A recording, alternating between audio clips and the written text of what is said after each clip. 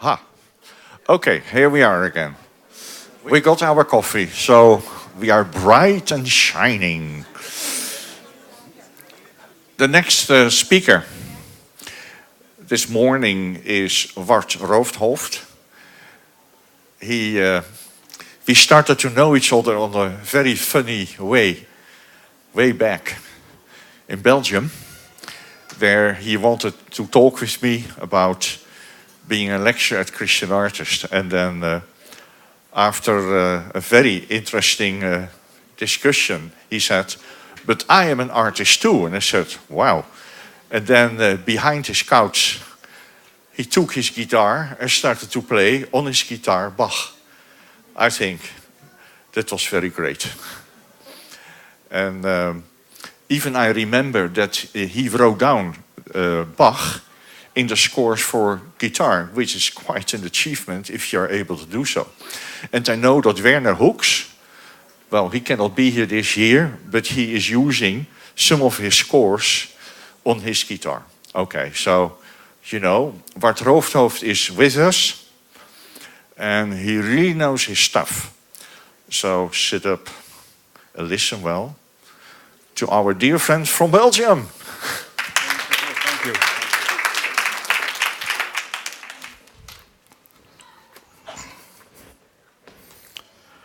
Good morning, all of you. I'm only a very, very minor artist, by the way. Auf Deutsch sagt man für Kenner und Liebhaber. I'm not a real professional artist. Actually, I was asked by Leen whether I could dig into my professional life and find certain things that might be useful for you artists in these difficult times where the challenges post-subsidy times are difficult to meet, and what I could offer them. So I, without reasoning, without really reflecting on his question, I decided to muster all my empathy and to jump into the shoes of an artist, trying to understand what the artist may need and what he or she may find for useful in whatever I have picked up out of my own life. I must say that what I found was such a crushing concentration of talent that I got blisters on my feet. Nonetheless, I'm going to try to share with you those things that possibly may be of use for you in meeting your present-day challenges. And I do hope that at least some of you will pick up at least something, even if it is only a little bit, that may be of real practical use to you for meeting these challenges. Thinking of Eugène Schweller, the founder of L'Oréal, who said, "Il n'importe pas d'avoir de grandes idées, ce qui importe c'est d'avoir une toute petite idée, mais de la porter jusqu'au bout du monde." In English, it's not important to have great ideas. What matters is to have a small idea, but to carry it to the end of the world. So if you just pick up that one small idea, then I will be very, very happy indeed. Okay? So there we go. Now I have to thank you, Alexandra. She equipped me with this wonderful thing that allows me to change these things without problems, I hope. I have to show this way. Okay. Now, one thing that you all know is that God's work was done when he gave you this exceptional talent. But it's now up to you to complete your talent, to complete God's work by reaching the top of your talent, but also by developing it. And not just that, you also have to stay in business and put bread on the table. And all that is your responsibility. Now, please stop crying over spilt milk and looking at the water under the bridge. It's all gone. It's now up to you, gentlemen. It's up to the ugly guy you see in the mirror in the morning when you're shaving. Now, by the way, a man looks at the mirror at himself. Women look at the mirror to see how the mirror looks at them. So, but they have to carry the same responsibility. They also have to complete God's work, okay? Now, how so? I would like to cover with you 2 times 3 subjects. The first one is, these are indeed difficult times. It matters to know what it is that is up against you, so that you know how to beat it. That's one thing. But I have chosen to deal with you, or to share with you, 3 things out of my own professional life as a CEO, as a marketing executive, as a consultant to the United Nations in marketing, international marketing management, strategic alliances, working with consultants, and lifelong learning. If you just, I'm going to repeat myself, pick up just one useful thing in any one of these 3 sub-chapters, that will be fantastic. So there we go. What is it that is up to you, or to us as artists? Because, well, I am only a small artist, but I do try to understand you. It is subsidies, crisis, and bureaucracy. There we go. All subsidies are severely cut. The authorities are suffering from cutitis. They have changed the reason of their behavior by telling you all you need is less. And that, of course, is not always very helpful, right? Art seems to be the preferred target of subsidy cuts. Orchestras have been assembled, so-called to save cost. In reality, they try to mix 2 very different musical cultures, and that, of course, is going to be a very big, tasteless jar of mayonnaise, but not good music, right? Theaters are cutting programs for lack of funds, and the art galleries are closing because suffering reduced revenues. By the way, you don't have to take notes of all this. You will receive this entire power presentation thanks to the good services of Leen, okay? So don't take any notes. Right, subsidies are cut. We already said that. L'art pour l'art, isn't that what artists want? It has been mentioned by somebody earlier this morning, I guess, huh? L'art pour l'art. Okay?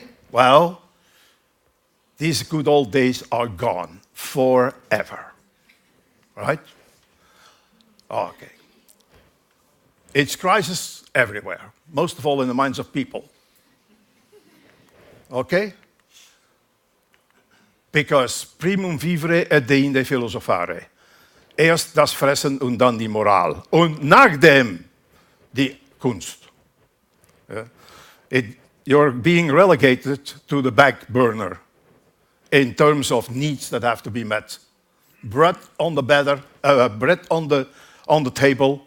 You know the story of the ant and the grasshopper. This mentality in our culture today, in society on the whole, that makes it more difficult for the artist. In addition, we are living the winter of discontent, Shakespeare. We now have an assembly and a movement of malcontents. Brexit, Trump, bumpy Trumpy, and all that. These are manifestations of dissatisfaction and complaining becoming institutional. And that is also not helping an artist. The United Nations has a figure that is called the gross national happiness. They measure the degree of happiness in various cultures. And this degree is remaining stable in spite of all the bad news. And it's surprising that, nonetheless, there is so much talk about crisis. Crisis may spur creativity, but it does not entice people to buy art. It doesn't seem to be so, unfortunately. The second enemy you have is bureaucracy.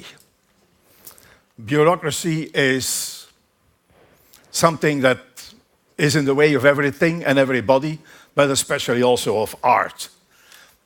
Let me show you some wise words from some people. Bureaucracy is the art of making the possible impossible. Right? Einstein said, bureaucracy is the death of all sound work.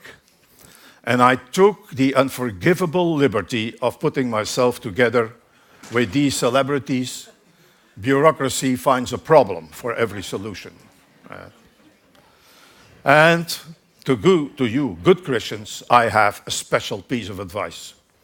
If you're going to sin, sin against God. God will forgive you, bureaucracy won't.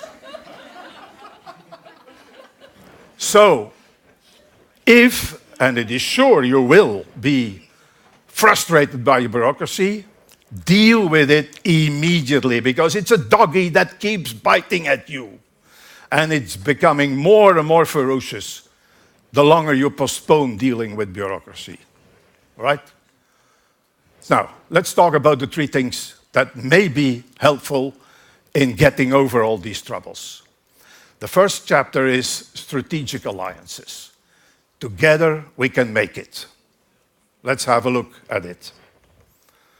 And I'm sorry to steal some of Alexandra's thunder of this morning, but she should consider that a compliment. Alexandra? Art is the most intense mode of individualism that the world has known, said somebody who is admired by everybody, Oscar Wilde. Now, he was lucky. His father was Sir William, a famous eye and ear surgeon, and his mother was Lady Jane, a celebrated author, writer. And so they had money to spend, and so he had money to spend, right?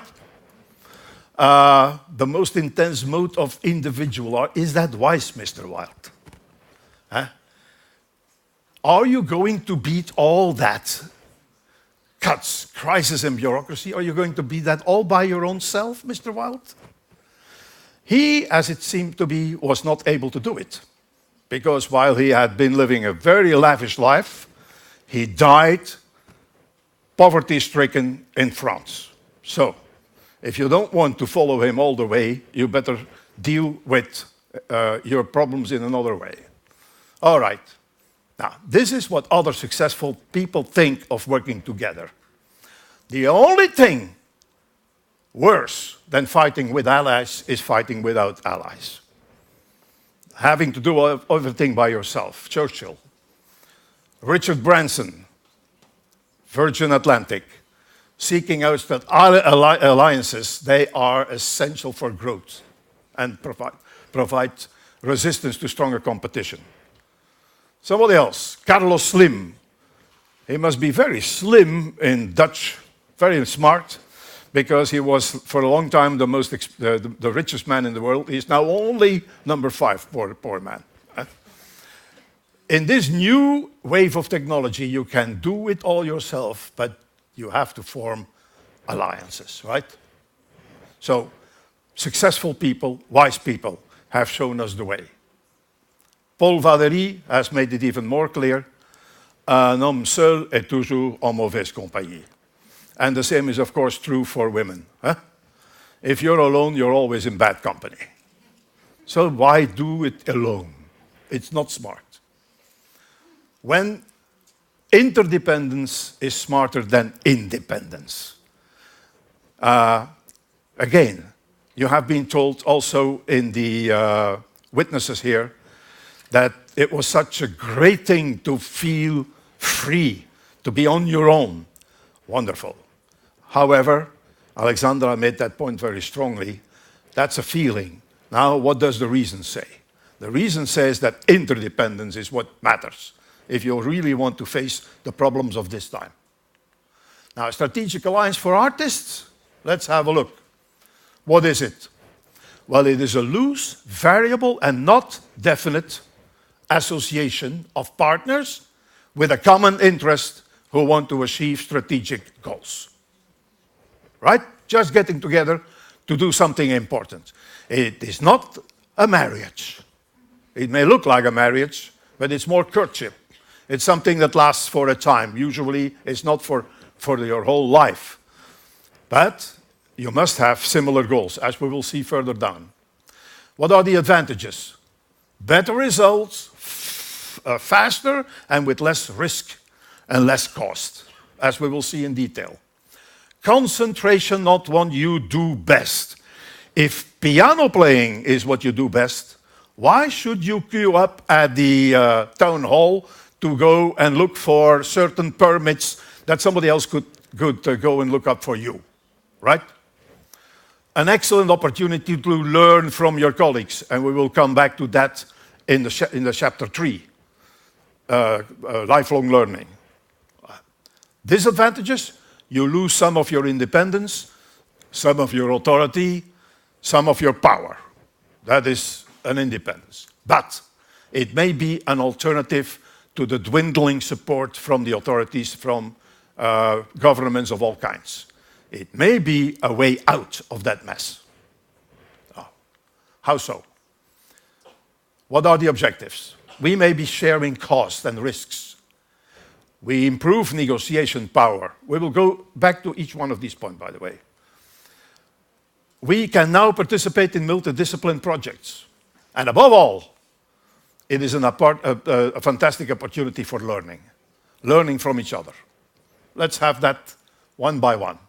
Sharing costs and risks. Purchasing costs.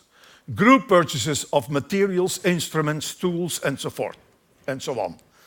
If you are 10 or 12 or 5 painters in a strategic alliance, I'm absolutely sure that your material that you need for your art is going to cost you less.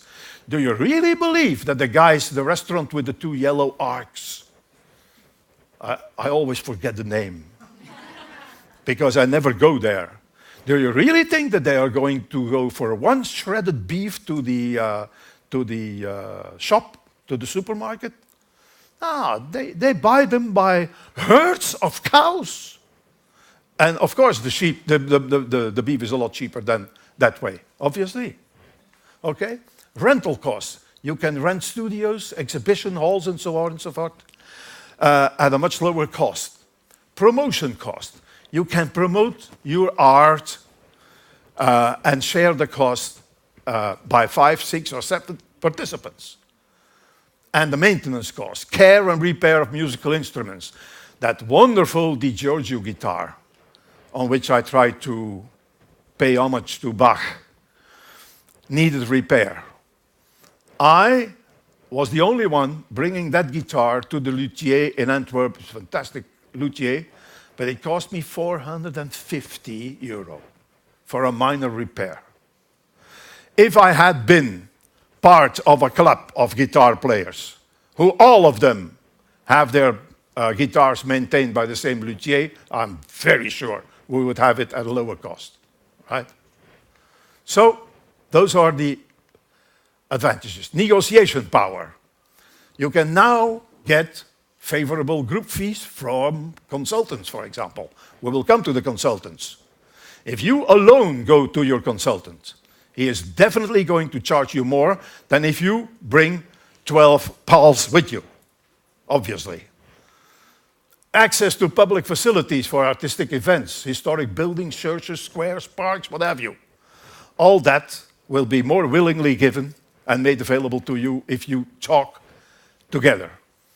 Negotiation of public budgets for whatever there is still left over. It is a squeaking wheel that gets the grease, or in Spanish, el que no llora, no mama. For those of you who don't understand Spanish, he or she who doesn't cry doesn't suck, okay? So you can make a lot more noise if you are assembled in a team. Right. Access to multidiscipline projects, building projects. It is possible to assemble a group of artists who take care, each one of them, to parts of that building process. Again, the chances of success are so much better if you do it together than if you have to do it all by yourself. Public events, same thing. A package of performers, musicians, dancers, photographers, designers, or what have you. And events organized by artists themselves. I will give you a couple of examples of that.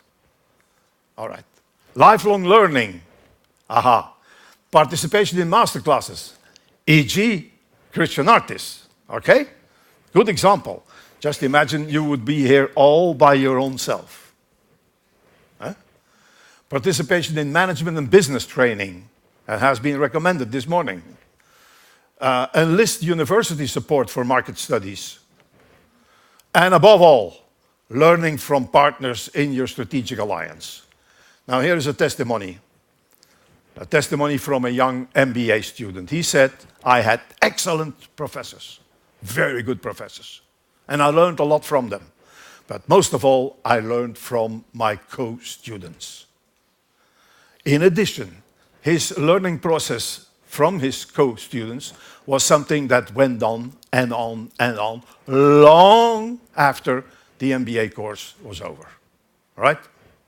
So, all this is in your advantage. Now, careful. It's not necessarily a picnic in the park. There are problems and pitfalls, things that can go wrong. For example, conflicting, diverging, and changing objectives. If one wants this and the other wants that and they are opposed, of course it is not going to work. That is, of course, a pitfall.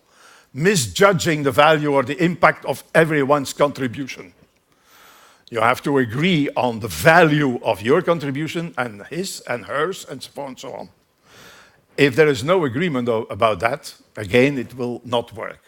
Disputes over control, power, and benefits. Very important. My little one who is with me here, day before yesterday, we celebrated 56th anniversary of our wedding.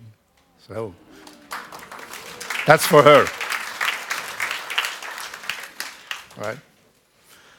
When we got married, we decided there was never going to be a discussion about power and about decisions. I told her, because I took the initiative for that, I told her, listen, little one, we will never, never argue about these things. You are responsible for the practical daily things. What are we going to eat today? In which supermarket are we going to go shopping? Where are we going on holiday? What furniture are we going to buy? Which schools the children will attend? All these very practical things. And I will take care of the important things. The exploration of outer space, the peace in the Middle East, the reorganization of the United Nations, and that's going to be my responsibility. Okay? So we agreed on who was powerful on what matters. And that's why we went all the way to 56 years. Okay? Right. Discoveries of skeletons in the closet. You know what that means? Something that was not good and that somebody later discovers that it was not good. Since we are in the marriage analogy, they were so much in love and they got married, and then it was time for the first night together, and she made herself up the way she should make herself up, and he appeared and he took off his pack and put his teeth on there. All things that he had not told her beforehand. Is that going to be a successful marriage? I don't think so. So if you enter into any kind of alliance, please be honest. Tell them all the good things, but also the bad things. Personality conflicts, it's always that. Feeling of unfairness. The Spaniards say, un amigo tiene que ayudar al otro, pero tú siempre quieres ser el otro. A friend must help another friend, but you always want to be the other. It's not going to work. That doesn't go. If you have to negotiate, don't start by saying, what's mine is mine, what's yours is negotiable. It's not going to work. You have to approach this in full fairness, or else you will get nowhere. The big problem, therefore, is human relations, right? You have to be aware of that. The good thing is there are also critical success factors. There are things that are going to work or make it work. And the first one of these is the most indispensable one, which is why I printed it on my PowerPoint in a different color. It's trust. You have to have trust in each other. If you can't trust a partner, don't take him. If you already took him, fire him. Because it's never going to work without that. Incidentally, it's the same that you have to approach, the same approach when you talk to consultants, as we will see later on. Shared or at least non-conflicting goals. Both of you must be winners. It must be a win-win situation. You cannot afford only you winning and the other one losing, or you winning now and the other one only in the afterlife, for example. That doesn't work. Clear organizational measures. You must agree on certain things in terms of organization. Who is going to keep the cash? Who is going to do this and who is going to do that? Learning opportunities for all the parties, very essential. All the participants to benefit and be able to see the benefits. All this is necessary. How to create a strategic alliance? Well, here's the simple steps. Decide on the contribution you're looking for. If you don't know what you're looking for, don't be angry if you don't find it. Okay? So first of all, make up your mind, Alexandra. What is it you need, right? What is it you can offer in return? Because you will also be supposed to contribute with something. Then you define your objectives and your timelines. That's what we want to reach by that time. It will not necessarily be realized by that time, but at least you will know by that time, if it is not realized, that you have to take certain measures, right? Choose your potential partners, finalize and formalize whatever agreement of collaboration that you make. It doesn't have to be a formal contract. It may be just best written down in case of conflict. That's always easier. But make sure that everybody knows what is in it for him. Implement, which means do it. As long as you're only dreaming of it, thinking of it, you really get a very, very, very heavy head of only thinking and not doing things, right? Okay. So much for strategic alliances.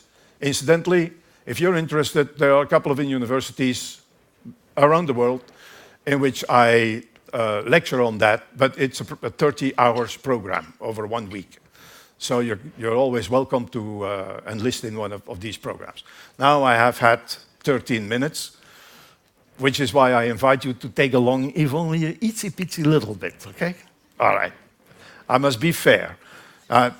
Alexandra already has dealt with you in a very unfair way, giving you 5 minutes for something that you have to reflect on, right?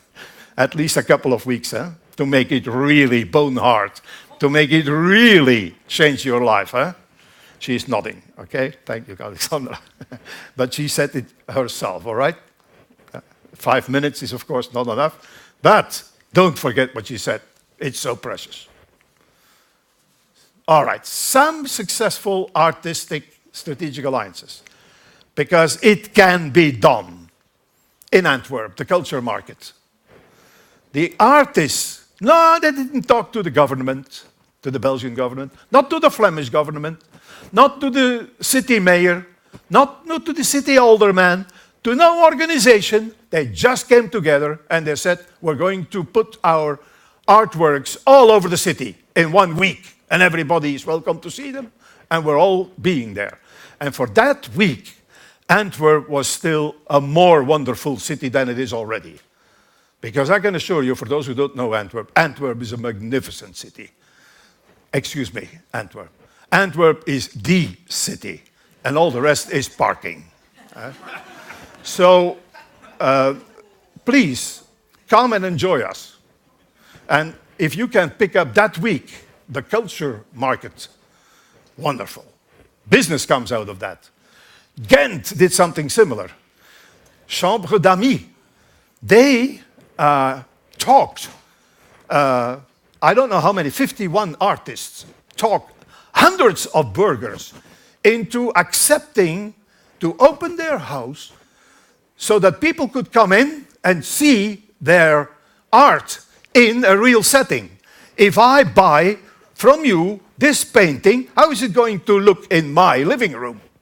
Well, you can go to his living room because that's where you can see how it looks. All right? Wonderful.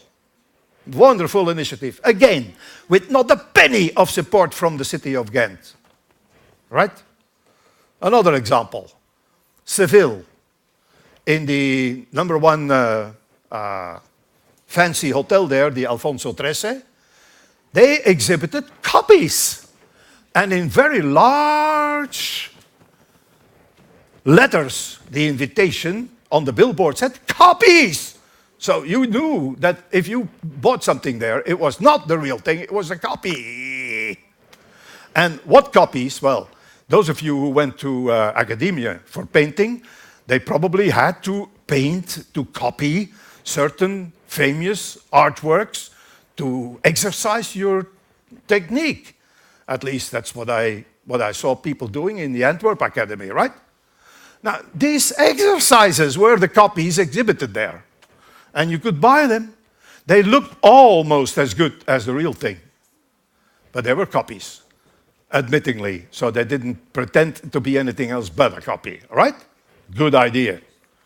Or Landed, a group exhibition in a natural reserve where the artists had to make works of art with whatever they found in Mother Nature. And the doctor from Hungary, Hungarian is such a difficult language that over there, children up to the age of 12 play silently.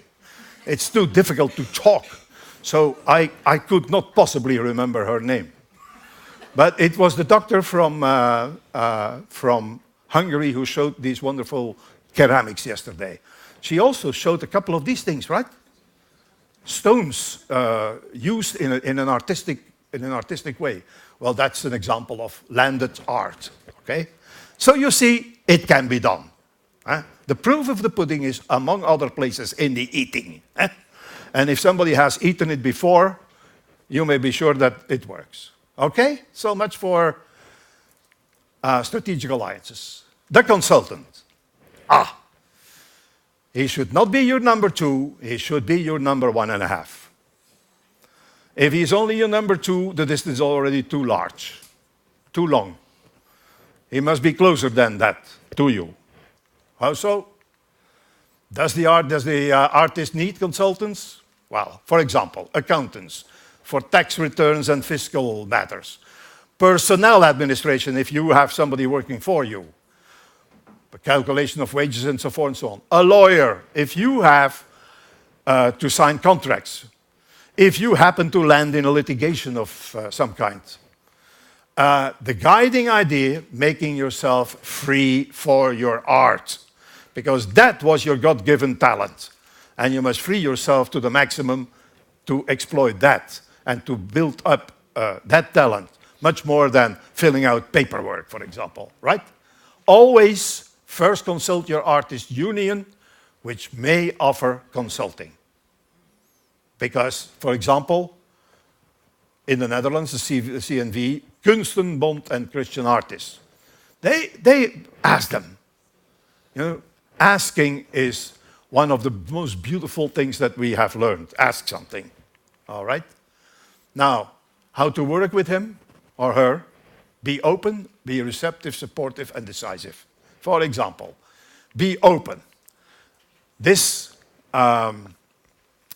consultant should have your full trust. And as I said before, if you cannot give him your trust, don't take him. If you already took him, fire him. Right? Be specific. Try to be objective. Try to tell him the objectives of your project. Timing, budget, payment of honorarium and expenses. He too has 2 children. He too must pay his taxes. So he should be rewarded for the work he does. Demonstrate your trust in a consultant by telling him everything that he needs to know in order to perform well The list is over there. I'm not going to go in detail. You can read this quietly at home, because otherwise my time is not going to be enough, right? Be receptive.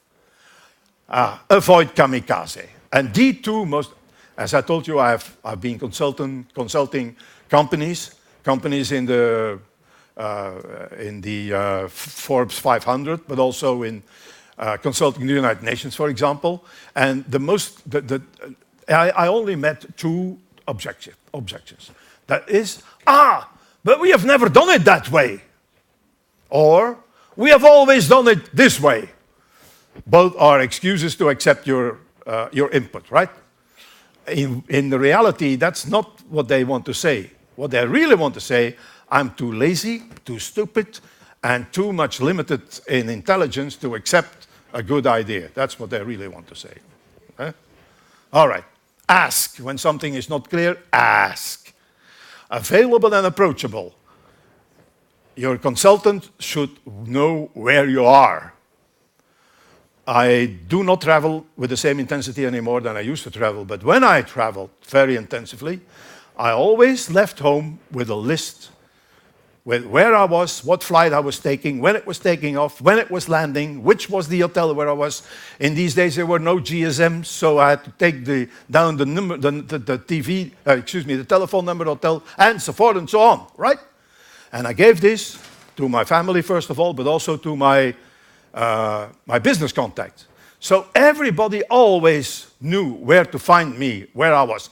I couldn't even go to see bad girls. It was too difficult, not good for health, potentially dangerous, expensive, and Michelin, my wife, didn't probably like it either. So everybody knew always where I was, right? That is important, okay? Now, be supportive. Satisfactory performance, tell him. Well done, okay, that's it.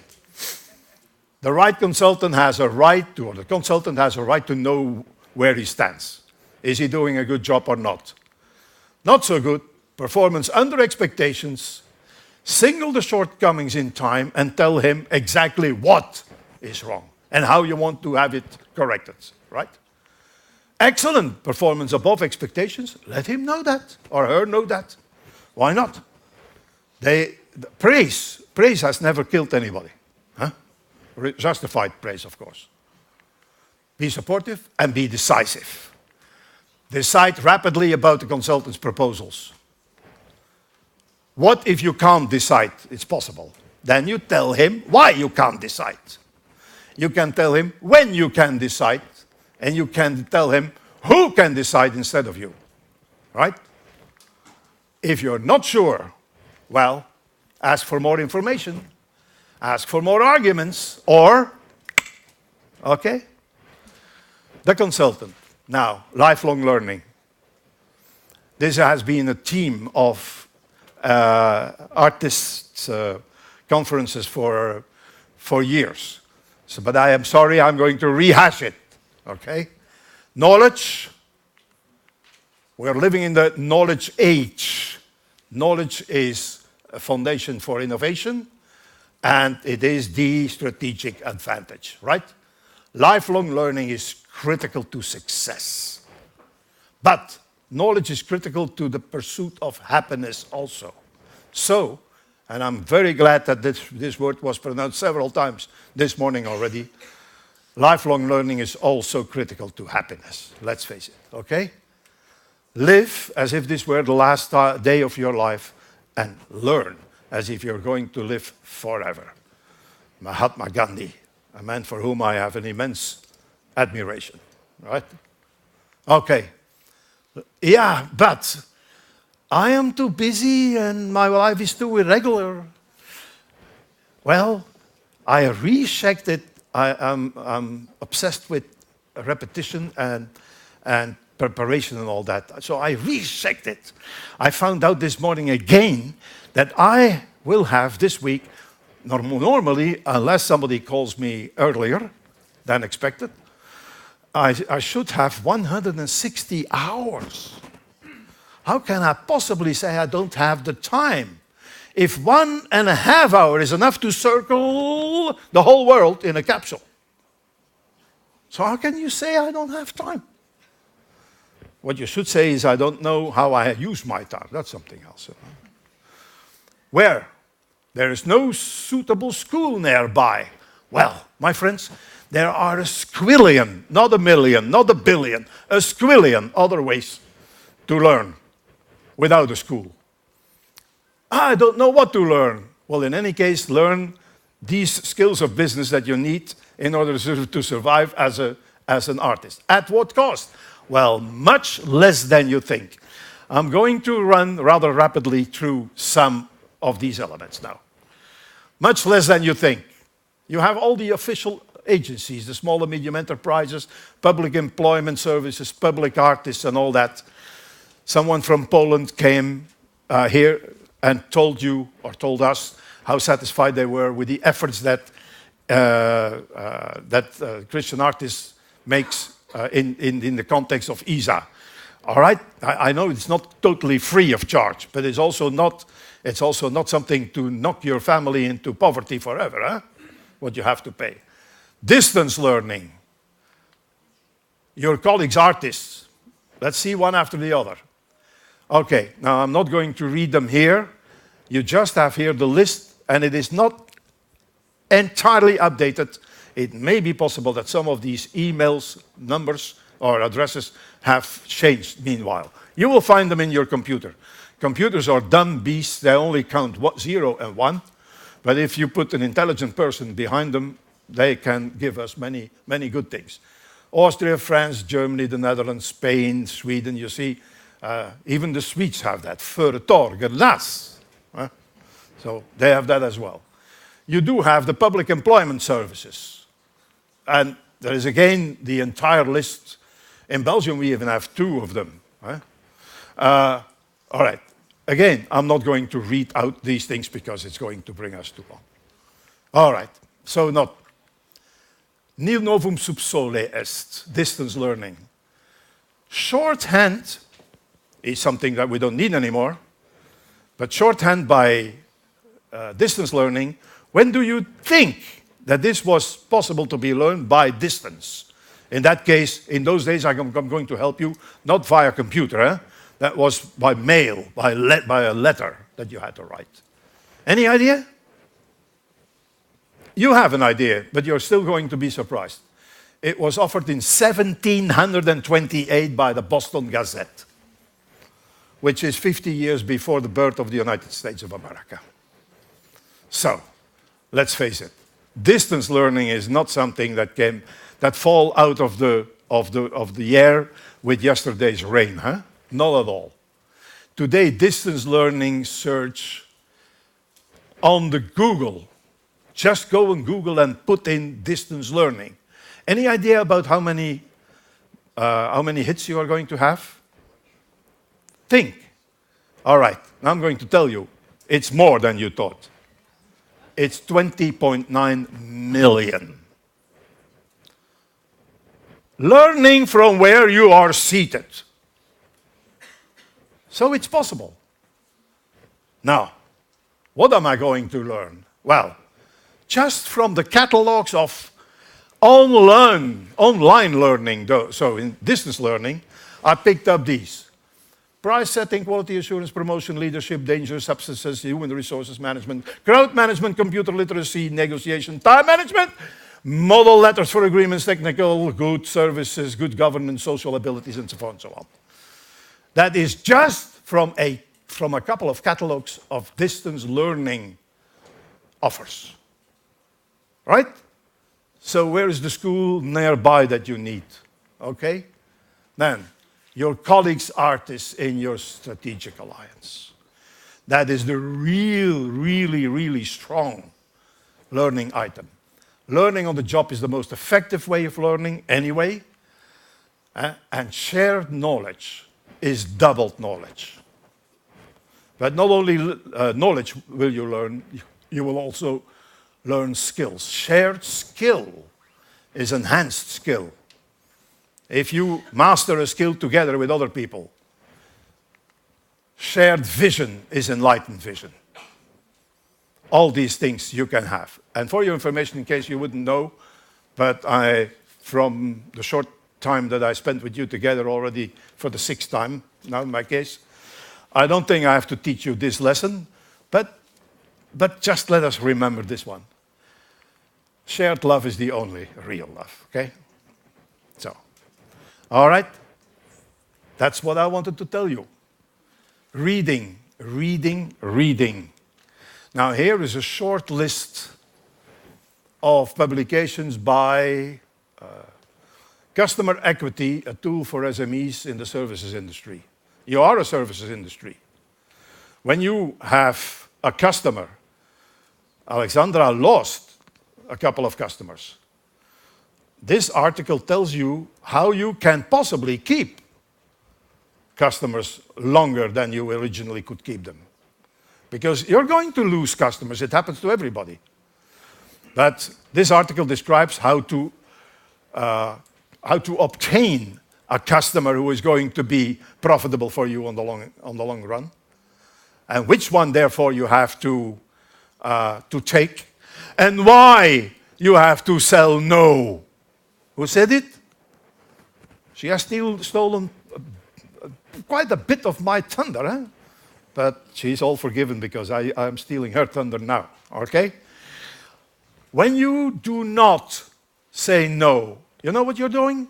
Almost always, you're just putting somebody else's monkey on your back. And that is not a way to advance. Yeah, but if I say no, then people are going to feel bad. Well, if you always say yes, and you're going to be overwhelmed and overburdened with work and with 145,966 obligations, you're going to run into your first heart infarction. They will be much more sad than if you have said no to something you shouldn't and couldn't accept. Right? Use your wisdom. Okay? So, a handy tool for career management borrowed from physics, which is also available in French, by the way. If you are running a career as an artist in an organization, how are you going to be really successful? In this case, it is a formula, the law of Poiseuille, dealing with viscosity, the behavior of a fluid in a tube, by the way, but I work this thing around, and it's a fraction. So if you do everything that is in the nominator, you will advance. If you avoid everything that is in denominator, you will also advance, right? The fraction. How peace broke out between finance and marketing. If you are in an organization in which there is finance as a function, you will always bump into them. These are people of a totally different mental makeup. The finance people will say about the marketing people that they're big spenders. And the marketing people will say about the finance people that they are penny pinchers. The English has a very beautiful and deadly expression for that. Finance people are all penny wise and pound stupid. So it is very difficult to have these two personalities living together. Here is a way to make it work. Motivation, the constitution of working people. If you want motivated people working with you, you have to respect their constitution. Because there is a constitution. Tell me what I should do. Teach me how to do it. Let me do it. Right? Why do I have to do it? Involvement. How am I doing? Evaluating the performance. What more and what else can I do? Potential. And reward me for result. Not pay me for success. Reward me. Because a reward can be something else than a payment also. If you do not follow this, I changed twice in my life completely my professional orientation. It was in both cases because one of these 7 rules were trespassed. Okay? Very simply. If this cannot happen, I'm out. Bye-bye. That's not what you want, of course. C marketing, an alternative to competitive marketing strategy, and so forth and so on. All this is available to you if you wish. I can always send it to you, of course. Now, before where to find Ward Rooftoft, I want to come back to what I said in the beginning.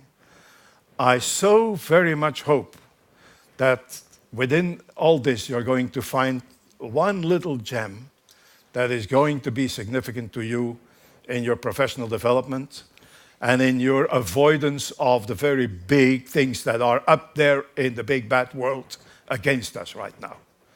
I would be able, as a good Boy Scout, to take that daily knot out of my handkerchief, which is there to remind me of my daily good deed that I have to make, right? So that will be my reward, that I can take this knot off. And more than anything else, I do hope that this gem will be found, and that's also the reason why we sent you these things, so that you can reflect on it a little bit. I'm sure at least of one thing, and that is that gives me deep satisfaction. At least you have had the privilege of listening about 1 hour to a very happy man. I think that is also worth something. Now, where do you find this person? Because I'm always willing to assist you with questions that are reasonable. For example, with the lady from Switzerland who was there last year, she has written a complete business plan that she has submitted to me. Complete, with everything on it and in it. All right? So, where do you find him? My permanent address. That's where you can find me most frequently. And then I have, of course, an alternative address, and that's this one. Right? So, that was it. If you have questions, you're welcome. First, give him a big hand. All right, thank you.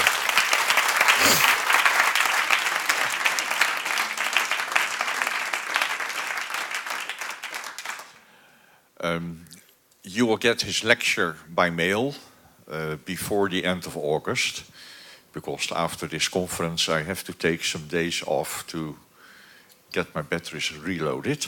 But it will come, and that will clarify a lot of things. But if there is one serious question we can deal with, you can ask it now.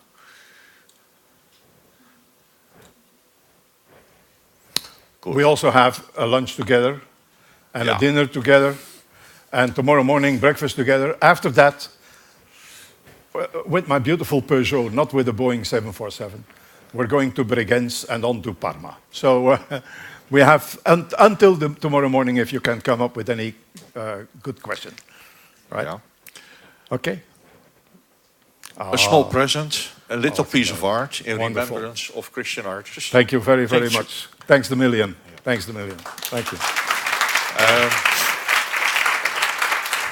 See, you even get presents to do something that is real satisfaction and real fun for you. Great. Jill, we have time for one short interview. And then we go for lunch. Yeah?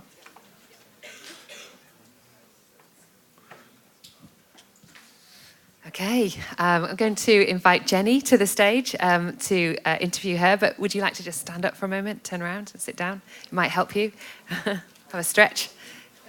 And we'll get ourselves sorted.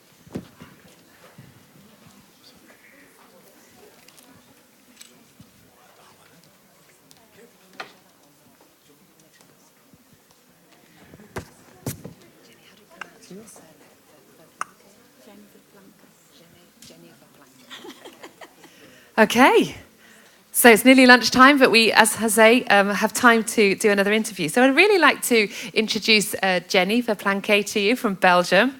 And Jenny, could you just first of all tell us what your art form is? My art form is painting and sculptures. Painting and sculptures. Yeah. And you're here doing some workshops in these areas this week, is that right? Yes, and we had a wonderful workshop together with Rinske. Okay. And that would be fun.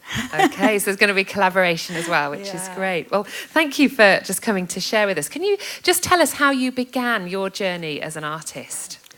Oh, it's a long story. when I was a little child, I started already with the mud on the ground and painting, of course. Okay. And later I want to go to an artist school. But my father and mother, they say, no, no, no. It is only for artists. They want sex and they get wild and they drink and nothing good. Oh dear. And they are poor. Yeah. So no, you can't earn money from that. So Okay. it was not right for me. Okay. So, but later, when I married, I had already 3 children. I went to the art school in Bruges. Okay. And I did this for 12 years, 6 years painting and drawing, and Okay. 6 years ceramic. Okay. Yeah. Okay. And Fantastic. then I start exhibitions. So it's all 30 years ago. And I had my first exhibition. So I worked very hard. And it was, oh yeah, you will tell. Okay. You ask something. Yeah, no, that's a really good start, and at least we know kind of just how to situate you a little bit. But yeah, I mean, obviously some challenges already again in the parental zone, which is quite interesting. And but would you? We focus a bit on challenges this morning anyway, but maybe. Could we perhaps talk about some of the things that have really inspired you and where you've seen opportunities as an artist to grow and to perhaps develop some of the projects that you've been in? And you might want to think about partnerships as well that you have created or been part of, because I know you already are part of something called Art for All. Yes. So that's been a key partnership in your life, hasn't it? Yes, that's Art for All is very, very important for me. Yes. I didn't know that in the beginning, but it started growing and growing. And so we work with children, also with elder people. And so we try to make them creative, not artists, but to encourage them to be creative. Okay. And so sometimes you have to work with nothing. So you have to look around and you can find something and to make those children happy. Okay. And so, but it gives me also new inspiration for my work. So, and my inspiration is special. The children, they have no parents anymore. Okay. And not a home. And then I thought, they have no table anymore. So in the kitchen, you have a table, and around that table, you make your stories, and you tell your stories, and you share everything. You drink a glass of wine, and you cry, you laugh, and that's a point that I use in my paintings. Okay. And also chairs. Sometimes people need a big chair, and other people need a little one. That's okay for them. Yeah. And those connections with each other, so really the relations, is also in my paintings. And it's funny because people come and they start, this is abstract painting, but I paint a table and chairs. Sometimes you can't see it. Okay. And so I can tell stories about that, and the people love that. Okay. And also you can talk easy about God. Okay. It's not the point. Yes. And they accept that. Yeah. So is Art for All kind of how you would describe your organisation, working from your home base as well as working overseas, or just to be clear for everybody, whether or not Art for All is at home or overseas, No. or both? If it's a charity or an organisation. It's only I work sometimes. Most of the time I do 2 months in a year for Art for All, and the rest I work very hard on my work. Yes. And I don't work with children at home. No, okay. Just encourage people. That's that I like. Okay. I like that. Yeah. That's wonderful. And so, but it's the stories and the lives of others that are influencing your work, you would say, Yes. and that's a great source of inspiration for you. That's wonderful. Yeah. And we will go to challenges for a moment, because I think as well it's good to hear what those are. What have been the challenges for you personally on your journey to date? What have you found hard? Oh, okay. In the beginning, I found it hard because we are not rich in the beginning, and it was very hard to work on my paintings. And I stay at home with my children, and my children were around 17, 18, like that. And they say, "Oh, Mom, can you go look for a job? Okay. Then we have more money. Okay. Then we can make nice clothes." Yeah. And I say, "Okay, that's difficult." Yeah. And then I make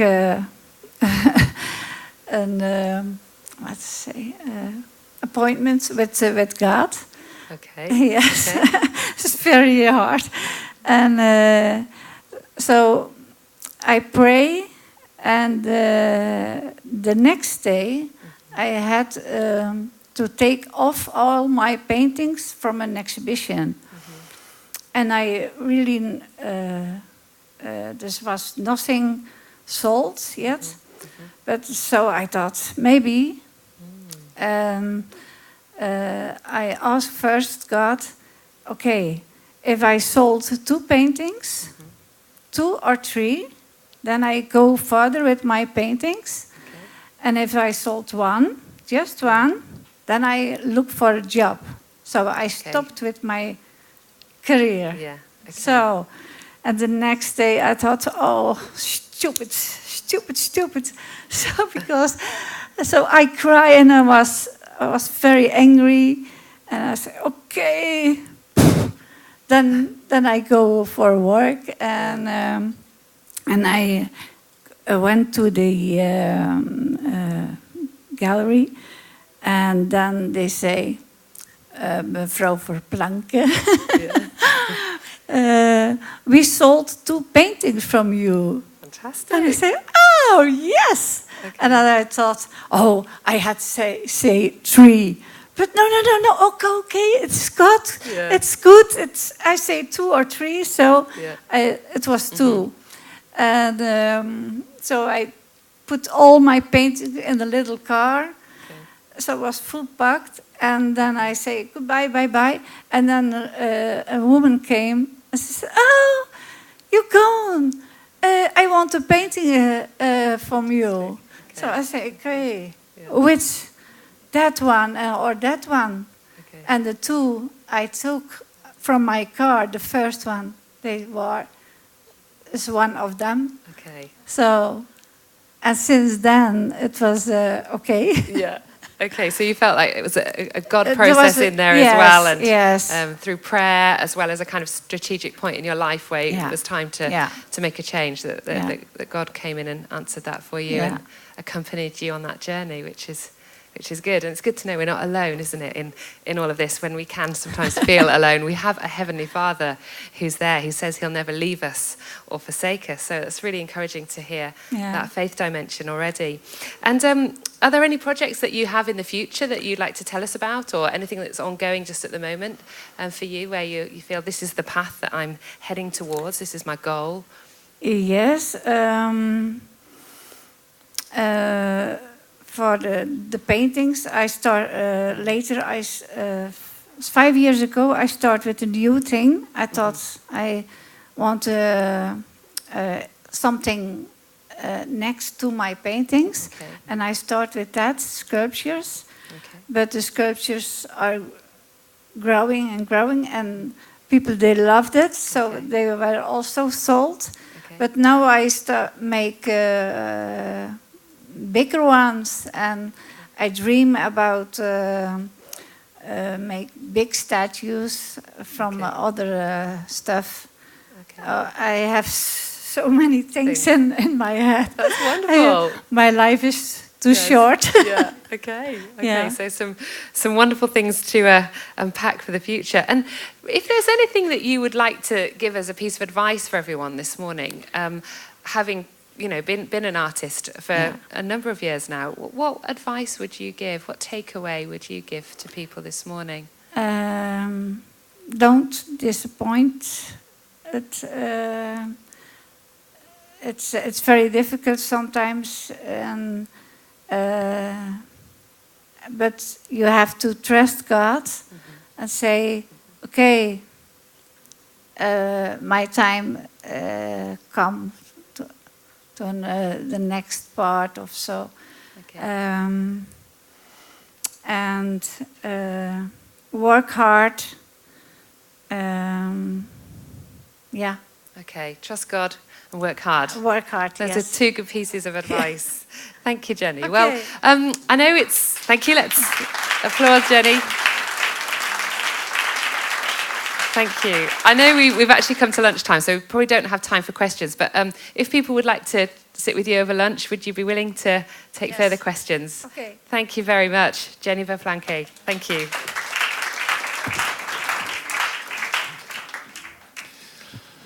Okay, my friends, it's time for lunch. Then, let me see, at 1:30, there is in the church a concert with the organ, and at 2 o'clock we start here again. So please be in time and enjoy your lunch. Thank you.